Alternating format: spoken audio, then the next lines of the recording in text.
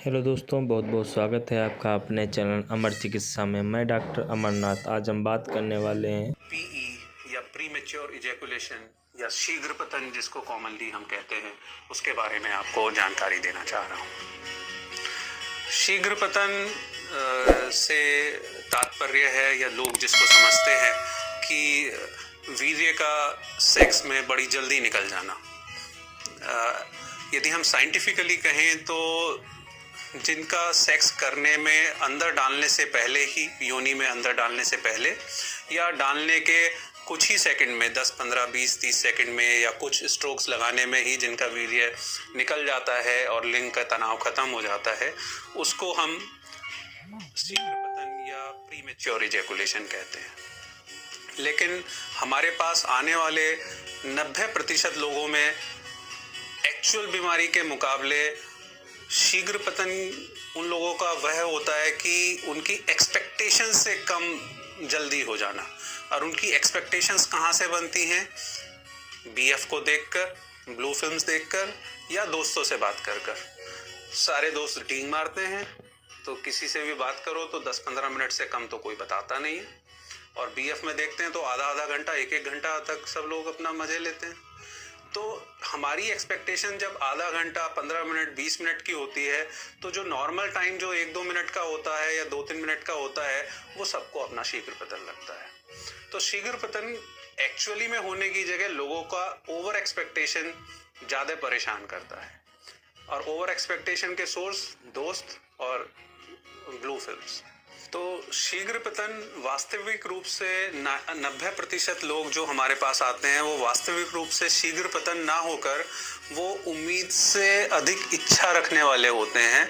तो ऐसे में जो साइंटिफिक रीजन है शीघ्र पतन का, जिनका हम कहें कि जिसको मैंने बताया था कि एक्चुअल रूप में जो बीमारी है कि जिनका अंदर डालने से पहले ही या डालने के अंदर डालते ही विद इन सेकेंड्स, कुछ स्ट्रोक्स में जिनका निकल जाता है, तो उसका कारण जो होता है वो ब्रेन में होता है, हार्मोन्स लेवल पर।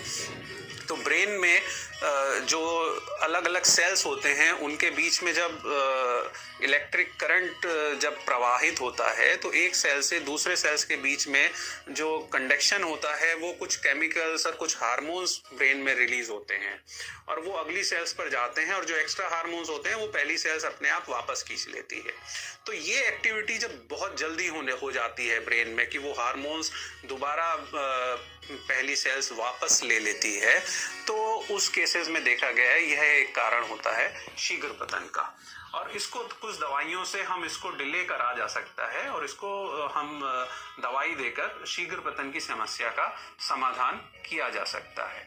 लेकिन एक कॉमन कारण, जैसे मैंने एक बताया कि अपने आप में उम्मीद से ज्यादा इच्छा करना, जो कि हम बता रहे हैं कि ब्लू फिल्म और दोस्तों से बात करके जो इच्छा जागृत होती है और हम उम्मीद करते हैं कि 10-10 मिनट होगा, वैसा नहीं होता। लेकिन एक दूसरा कारण और इस समस्या का होता है कि हम सेक्स के बारे में प्रॉपर नॉलेज नहीं रखते हैं या यौन शिक्षा की कमी होती है।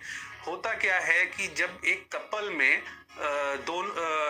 प्रीमेच्योर इजैकुलेशन को हम दूसरा एक और डेफिनेशन देते हैं कि हम अपने पार्टनर को, हमारी जो फीमेल पार्टनर है, हम उसको सेटिस्फाई ना कर पाए। तो हमें लगता है कि हम तो उत्खलित हो गए, हमारा वीर्य निकल गया, लेकिन हमारा पार्टनर को सेटिस्फेक्शन नहीं मिला, उसको ऑर्गाज्म नहीं आया या उसका चरम सीमा उसको नहीं प्राप्त हुई, तो वो अनसेटिस्फाइड है, या तो हमारा प्रीमेच्योर इजैकुलेशन है। ट्रीटमेंट जो होता है, जिनको शुरू से ही प्रॉब्लम है, तो ऐसे में कुछ हम दवाइयां देते हैं, कुछ जो ब्रेन के जो सिक्रीशंस, हार्मोन या केमिकल्स होते हैं, उनको वो बहुत देर तक रोके रहने में और टाइमिंग बढ़ाने में हेल्प करती हैं। ये दवाइयाँ कुछ समय तक, 2-3 महीने तक रेगुलर लेनी पड़ती हैं, या दूसरे और एडजस्टमेंट किए जा सकते हैं कि कॉन्डोम पहनने से भी थोड़ा सा टाइम में इंक्रीज हो जाता है।